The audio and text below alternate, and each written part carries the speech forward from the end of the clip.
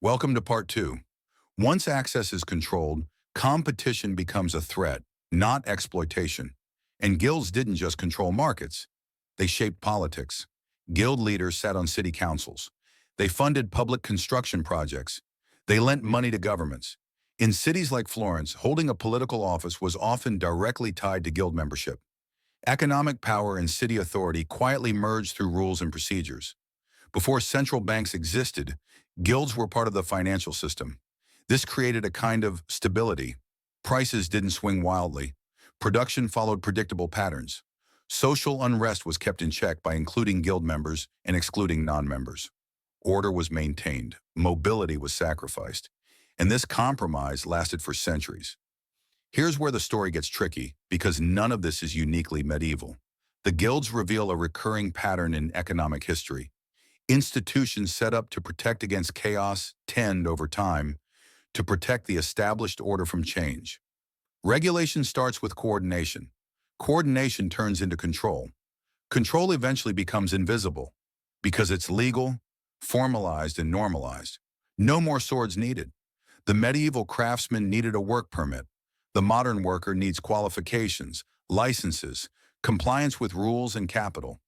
The language has changed. The logic hasn't. Guilds didn't fail because they were bad. They were successful because they solved problems and then refused to give up the power that came with those solutions. They didn't create inequality. They made it part of the system. Once you see that, you start to understand prices, wages, and money not as natural outcomes of skill or effort, but as negotiated results within systems that decide who gets access and who doesn't. The guilds didn't disappear. They just evolved. When medieval Europe started to break apart under the pressure of new ideas, new trade routes, and new technologies, the guilds didn't just collapse overnight. They fought back. They adapted.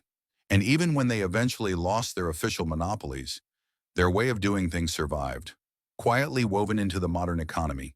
Because what the guilds really perfected wasn't medieval craftsmanship, but controlling access to resources. With the rise of nation-states in the early modern period, kings and parliaments began to abolishing the guild's privileges, at least on paper. Free trade became the motto. Competition was praised. Markets were supposed to open up, but the reality was more complicated. The guilds lost their charters, but their roles just shifted. Professional licenses took the place of guild membership. Qualifications replaced apprenticeships. Regulatory authorities stepped in for the guild councils. The watchdogs changed their uniforms, not their incentives. And once again, the reasoning sounded convincing. In time, often years before he even gains the right to participate.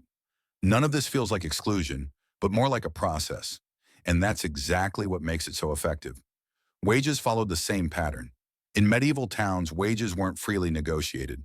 They were standardized, stabilized, and capped. Not to empower workers, but to keep things orderly and predictable for the rich. Nowadays, wage pressure rarely comes from openly fixing prices. It comes from credential inflation, outsourcing, and non-compete agreements, platform dependence, and the splitting up of the job market. The mechanism is different. The result is clear: stability for the insiders, trouble for everyone else. That's why guild-like thinking keeps popping up whenever markets mature. Young, chaotic markets reward innovation. Mature markets reward protection. In the long run, it's not the most talented who win, but those closest to making the rules. And when those rules get complicated enough, they no longer come across as power moves, but more like common sense. That's why inflation and inequality often rise together. When access is limited, competition weakens. And when competition gets weaker, prices don't drop easily but rise quickly. Costs get passed downwards. Wages fall behind. Profits pile up. And the system stubbornly keeps running as planned. Because in a way, it actually does. Guilds figured this out centuries ago. They didn't have to exploit people openly. They didn't need force. They needed legitimacy. Once their rules were recognized by the state, their control became invisible. Market outcomes seemed natural. Failure felt personal. If you couldn't make money, it wasn't the system's fault. It was on you. This psychological shift might be the guild's most lasting legacy, because as soon as people start seeing obstacles as their own personal flaws, Power no longer needs to justify itself. Financial education gets uncomfortable and necessary. Most people are taught to see money as a function of effort. Work harder, learn skills, boost productivity. That's important, but it's not the whole story. It never was. Real wealth building has always depended on access to markets, capital, networks, permissions. Guilds made this clear.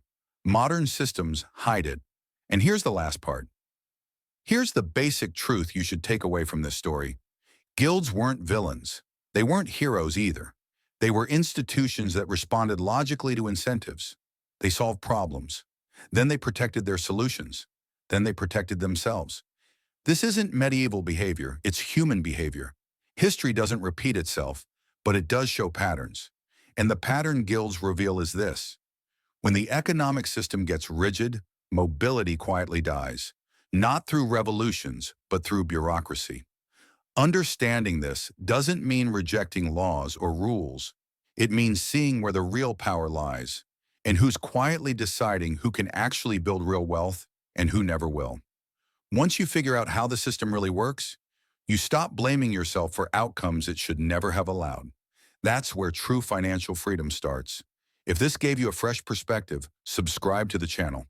History holds the answers, and I'll show you where to look.